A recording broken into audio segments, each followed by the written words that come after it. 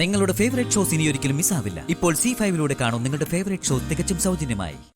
സന്ദീപിനെ ഒരു തരത്തിലും ഞാൻ കുറ്റം പറയില്ല. അവൻ ചെന്ന് അർച്ചനയോട് ഇങ്ങനെ ഒരു കാര്യം ആവശ്യപ്പെട്ടപ്പോ ഒന്നുകിൽ ഏട്ടത്തിയായി നിന്ന് അവനെ കാര്യങ്ങൾ പറഞ്ഞ് മനസ്സിലാക്കണമായിരുന്നു, അല്ലെങ്കിൽ ഈ വീടിന്റെ മരുമകളായി നിന്ന് അച്ഛനെ ആ വിവരം ധരിപ്പിക്കണമായിരുന്നു. ഇതൊന്നും അല്ലല്ലോ അർച്ചന ചെയ്തത്.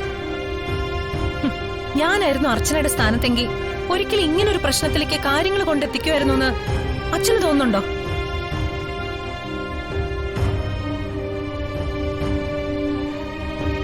നിന്നെപ്പോലെ അങ്ങനെ ചിന്തിക്കാനും കാര്യങ്ങൾ സമർത്ഥമായി നടത്താനും അർച്ചനയ്ക്ക് അതിനുള്ള കഴിവോ എടുക്കുകയില്ല. അതൊക്കെ മനഃപൂർവ്വമായി മറന്നുകൊണ്ട് തന്നെയാ ഞാനിപ്പോ നിന്റെ മുന്നിൽ നിൽക്കുന്നതും. പണ്ട് ഇതുപോലെയാ നന്ദൻ ഇറങ്ങിപ്പോയത്. ആ തീരാ നഷ്ടം ഞാനിന്ന് ഒരുപാട് അനുഭവിക്കുന്നുണ്ട്. എന്നേക്കാളേറെ നീയും.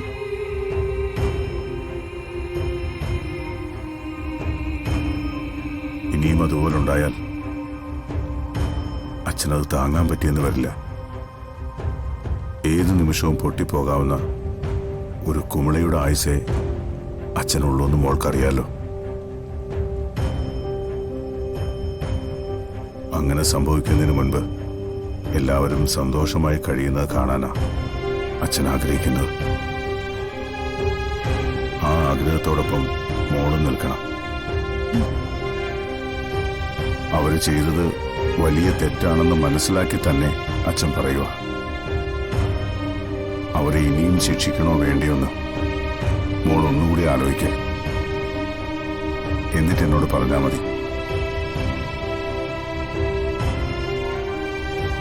അച്ഛാ, അച്ഛന്റെ മനസ്സ് വിഷമിപ്പിക്കുന്ന ഒന്നും ഈ അവന്തിക ചെയ്യില്ല. അച്ഛനെ ഏറ്റവും കൂടുതൽ മനസ്സിലാക്കുകയും അതിലുപരി സ്നേഹിക്കുകയും ചെയ്യുന്ന ആളാ അച്ഛന്റെ ഈ മരുമകൾ. അതും അർച്ചനേക്കാളൊക്കെ കൂടുതലായിട്ട്. അച്ഛൻ വിഷമിക്കുന്നു എന്ന് പറഞ്ഞ അതിനർത്ഥം ഞാൻ തോറ്റുപോയിന്നാ. അച്ഛനെ ഓർത്ത് മാത്രം ഞാൻ അച്ഛന്റെ ഇപ്പോഴത്തെ ആവശ്യം അംഗീകരിക്കുക. അച്ഛന്റെ ഈ വിഷമം എന്നെ പലതും മറക്കാൻ പ്രേരിപ്പിക്കുന്നതുകൊണ്ട് തന്നെ അച്ഛൻ തന്നെ അവരെ അകത്തേക്ക് വിളിക്കുക.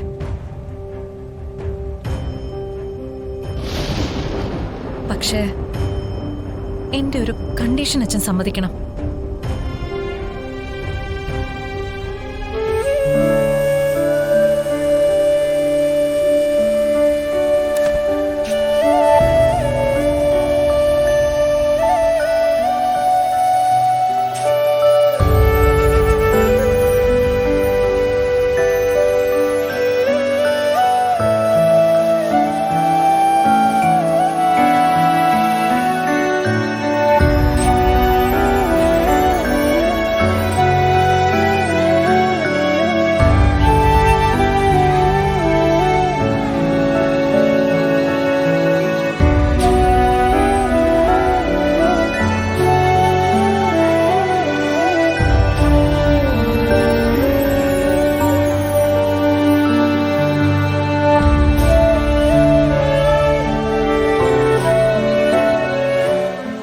സച്ചി,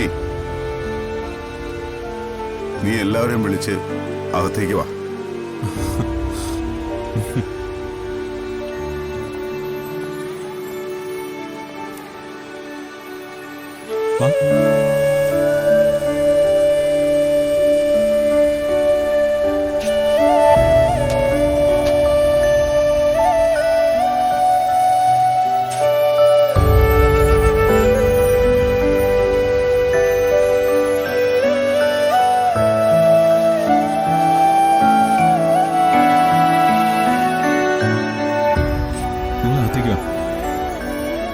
അച്ഛന് പകരം ഞാൻ പറയുന്നത്, നിങ്ങൾ ധൈര്യമായിട്ട് കയറിക്കും.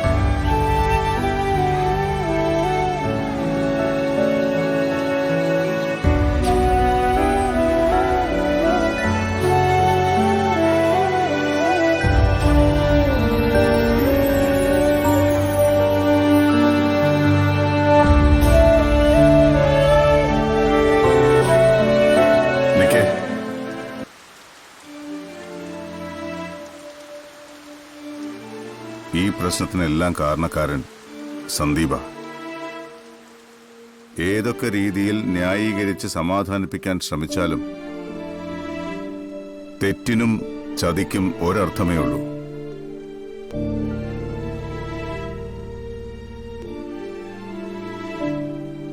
സന്ദീപിന്റെ ഭാര്യയാണ് ആതിര. ആതിരയുടെ വയറ്റിൽ വളരുന്ന കുഞ്ഞ് സന്ദീപിന്റേതാണെന്ന് അവൻ തന്നെ സമ്മതിച്ചിട്ടുണ്ട്. അതെല്ലാം മനസ്സിലാക്കിക്കൊണ്ടും ആതിരയെ ഈ വീട്ടിൽ കയറ്റണമെന്ന നിങ്ങളുടെ ആവശ്യം അംഗീകരിച്ചുകൊണ്ടും ഞാനൊരു കാര്യം പറയാം. സന്ദീപ് ഒഴികെ ബാക്കി എല്ലാവർക്കും ഇപ്പോ ഈ വീട്ടിലേക്ക് കയറാം.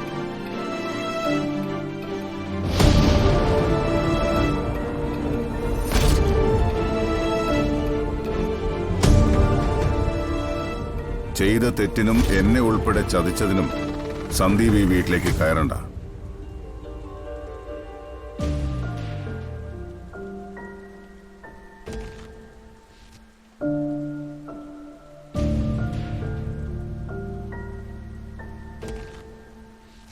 പറഞ്ഞത് ഞാനാണെങ്കിലും ഈ തീരുമാനമെടുത്തത് അവന്തികയാണ്.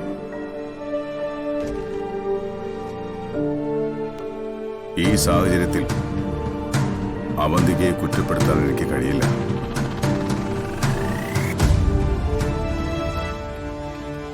സ്വന്തം മകനെ വീട്ടിൽ കയറ്റരുതെന്നൊരു അച്ഛനോട് മരുമകൾ വന്ന് പറയുമ്പോൾ അതനുസരിക്കണമെങ്കിൽ മകൻ കാരണം ആ അച്ഛന് എന്തുമാത്രം വേദന ഉണ്ടായെന്ന് ഓർത്തു നോക്കിയാൽ നിങ്ങൾക്ക് മനസ്സിലാവും.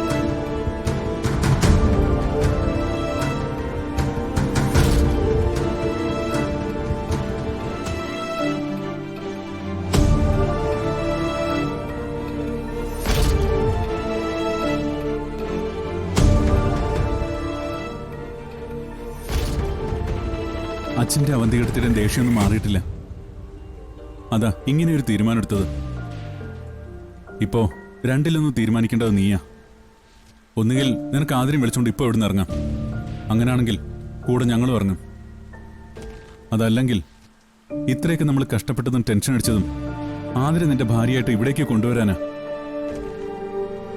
ആതിര ഇവിടെ നിർത്തിയിട്ട് നീ 2 ദിവസം മാറി നിൽക്കണം.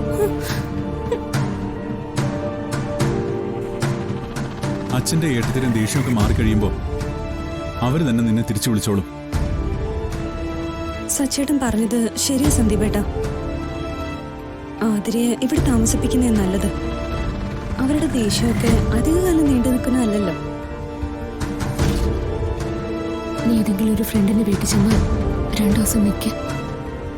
അപ്പൊ എല്ലാം ശരിയായിക്കോളും. ഡൗൺലോഡ് ചെയ്യൂ C5 ആപ്പ്. കാണൂ എല്ലാ എപ്പിസോഡുകളും സൗജന്യമായി.